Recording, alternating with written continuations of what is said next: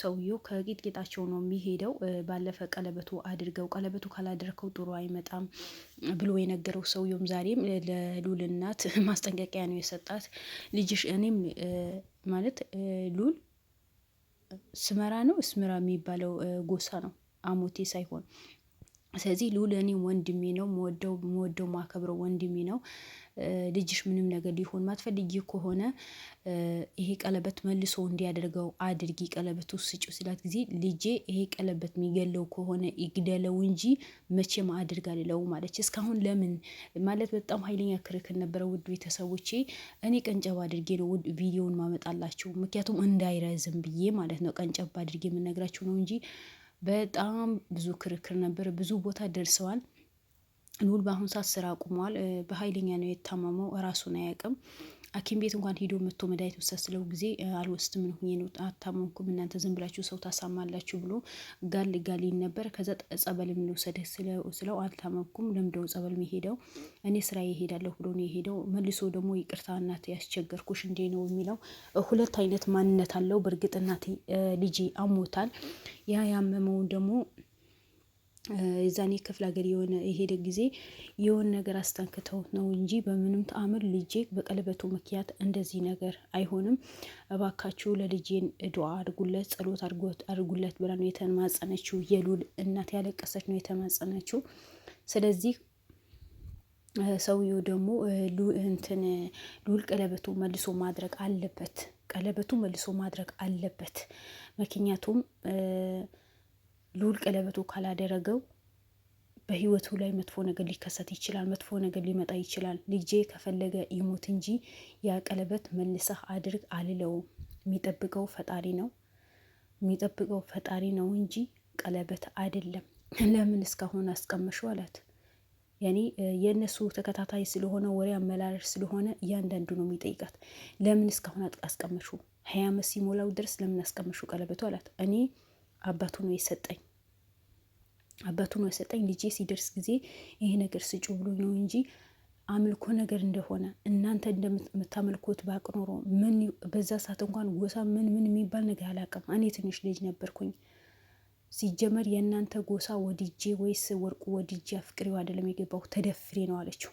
ቃል በቃል ተደፍሬ ነው እንጂ ደፍራችሁ ነው እንጂ የእናንተ ጎሳ አቶ ወርቁ ደፍሮኝ ነው ልጁ የተጸነሰው እንጂ እኔ ፈልጌ ወድጄ አይደለም ያደረኩት ነገር አይደለም ብላ ነው ቃል በቃል ዛሬ ሚስጥር በሙሉ ያወጣችው። በጣም ከባበድ ሚስጥሮች ነው ያወጣችው። እና እኔ አስቀምጩና ይሄ ልጄ ስጩ የልጄ ማስታወሻ ነው ሲለኝ የወዲሮ ሰዎች የሚወዱት ሰው ይሄን ያስቀምጡና ቀለበትን ይሄ የልጅ ስጪው፣ ይሄ የከዴ ስጪው፣ ይሄ ያንቺ አድርጊው ብሎ እንደሚናገሩ እንደዛ መስሎኝ ያስቀመጥኩት እንጂ እኔ ከአምልኮ ጋር የተያያዘ ነገር ቢሆን ከአምልኮ ጋር የተያያዘ ጉዳይ እንዳለበት ባቅ ኖሮ የዛኔ አልቀበል መለው ነበር ወይ በሳት አቃጥለው ነበር እንጂ እኔ አሁን ነው የሰማሁት እንጂ እንዲህ ከአምልኮ ጋር ችግር እንዳለ የሆነ ምልክት ተደርጎበት ወይ ኮከብ ተቆጥሮ የሚሰጥ ነገር እንደሆን እንደ ባቅ ኖሮ እኔ አላደርገውም ነበር ነው ያለችው።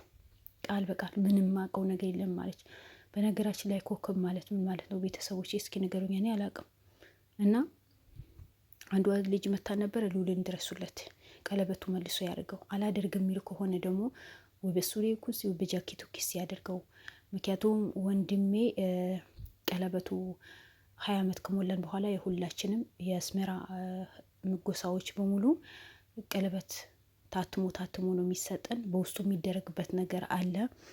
እሱ አላደርግም ያሉ ልጆች በሙሉ ብዙዎቻቸው ሞቱ። ወንድሜ እሱ አላደርግም፣ እኔ ከዚህ ጎሳ ምንም ነገር የለኝም፣ በቀለበት አላምንም ብሎ አባቴ ቢለምን ነው እናቴ ብትለምን ነው እምቢ ብሎ ወጥቶ ነበር። አዲስ አበባ መቶ ስራ ጀመረ። እስከ 5 ወር ድረስ ጥሩ ነበር። ቀለበቶ ቤት ጥሎ ነው ወጣ ነው ያለችው።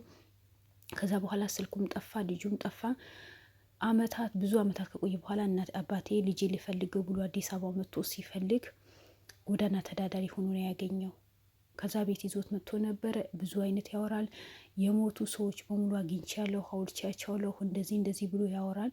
ቀለበቱ ቢደረግ ያ ቀለበት ከወጣ በኋላ ደግሞ እስከ 5 ወር ድረስ ይቆይና ሊገልም ይችላል።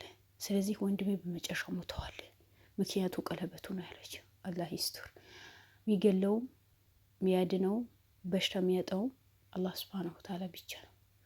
ሌላ ማንም ምንም ማድረግ አይችልም። ደግሞ ሴጣን ይሄ ከሴጣን ጋር የተያያዘ ሴጣን ምን አቅም ኑሮት ነው? ቀለበት ደግሞ በቆርቆሮ የተሰራ በእሳት ተቃጥሎ የተሰራ ቀለበት ምን አቅም ስላለው ነው ሰው የሚገለው? ምን አቅም ስላለው? አውዙ ቢላ አልሙሂም ይሄ እናት አለው። እናቱን የሚያስደነግጥ ነገር ሉልን ህዝብ ይወደዋል። የህዝብ ልጅ ነው። ያልሆነ ንግግር አታውሩ። ደግሞ የአስመቴ ነው የምንጎሳ የምትባለው እንዳልከ የምትባለው ሰውየው ከጌታቸው ይሄ ቀለበት ካላደረገ ኋላ ይቆጭሻል፣ ቀለበቱ ማድረግ አለበት። ሉል የምትወጂ ከሆነ ልጅሽ እንዴ እናቱ እኮ ናት። ምንም ቢሆን ምንም አንድ እናት ለልጅዋ ከእናቱ በላይ የሚያስብ ሰው የለም። አለችህ እኮ የሚገባ ከሆነ ልጄ ጸበል ይዤ ይሄዳለሁ፣ በየገዳም እዞራለሁ፣ ልጄ ከሞተ ይሙት። ያ ቀለበት እኔ በጣም ነው ያደንኳት። ከባድ የሆነ ውሳኔ ነው የወሰነችው። ያ ቀለበት ልጄን የሚገለው ከሆነ ይግደለው እንጂ እኔ አያደርገውም ነው ያለችው። እኔ እናት ነኝ፣ ልጄን እምቢ ካለኝ ጓደኞቹ ሰብስቤ በገመድ አስሬው በየገዳም እዞራለሁ፣ ጸበሉ ወስተዋለሁ እንጂ መቼም ቢሆን ያ ቀለበት ያድነዋል ብዬ ሉልን እጅ ላይ ደግሞ አያደርገውም፣ አያየውም ነው ያለችው። እኔ አምልኮ ያለበት ነገር ቢሆን መቼም አላደርገውም፣ መቼም ቢሆን እንዳታረጊው። እስኪ ቀለበትን የሉልን ነፍስ ያውጣው። ሉልን የፈጠረው ሉልን የሰጠሽ አንድ ፈጣሪሽ ነው። አንድ ፈጣሪያችሁ አምልካችሁ ኑሩ። ይሄ የከሌ እንደዚህ ነበረ፣ በከሌ ጎሳ እንደዚህ ነበረ ምናምን የሚባሉ ነገር ከሴጣን ጋር የተያያዙ ናቸው። እንዳለ አምልኮ የተሞላበት ነገር እኔ አምልኮት የሚሞላበት ነገር አልወድም፣ አላይም፣ አላቅም። ኮከብ የሚባለው ነገር ምን እንደሆነ አላቅም። ሚዲያ ብዙ ነገር ያስተምራል። በሚዲያ ብዙ ነገር ነው የምንሰማው። ያላየ ነው እንጂ ያልሰማ ነው የለም የሚል ነበር ዘላለም ዘገየ። እውነቱ ነው። በህይወታችን እኛ ያላየነው ነገር እንጂ ያልሰማነው ነገር የለም። አሁን ብዙ ነገር ይሰማል። ስለዚህ ሁላችንም ደግሞ ሉልን አፍያ እንዲሆን፣ ጤነኛ እንዲሆን፣ ጤናው መልሶ ወደ ስራው እንዲመለስ፣ አንዴ ጥሩ ይሆናል መልሶ ደግሞ ይቀይረዋል። ሁለት አይነት ነው የሚያወራው። ያልተሰራ ነገር ተሰራ ነው የሚለው፣ ያላየ ነገር ደግሞ አየሁኝ ነው ብሎ ነው የሚያወራው የተባለው። ያ ነገር ደግሞ እርግጠኛ ነኝ በሃይማኖቱ ወደ ጸበል ቢሄድ ይሻለዋል። ይሄ ከሴጣን ጋር የተያያዘ ነገር ስለሆነ ነው። ስለዚህ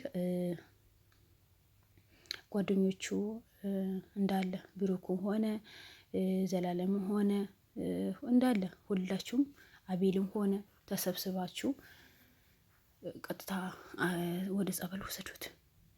በቃ በሃይማኖቱ ወደ ጸበል መሄድ፣ ወደ እምነት ቦታው ሄዶ እንዲሻለው ማድረግ ነው። ከእንደዚህ አይነት ትርኪ ምርኪ ነገር መውጣት አለባችሁ።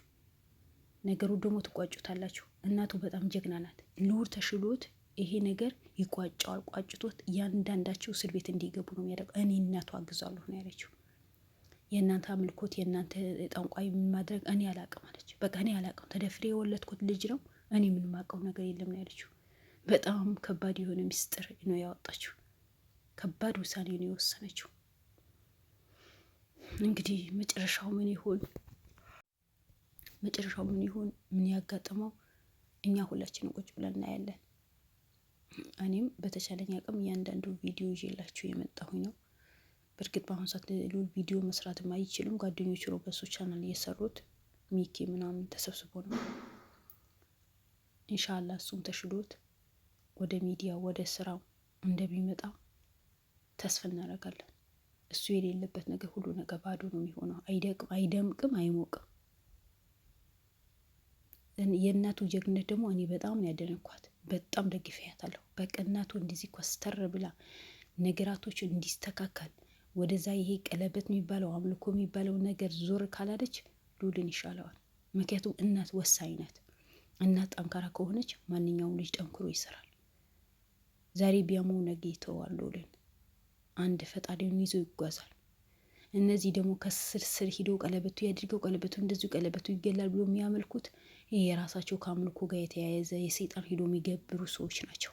ሰው እንዳይቀነስባቸው በቁጥር ላይ እንዳይጎል ስለሚፈልጉ ነው እንጂ ሌላ ነገር ኑሮ አይደለም።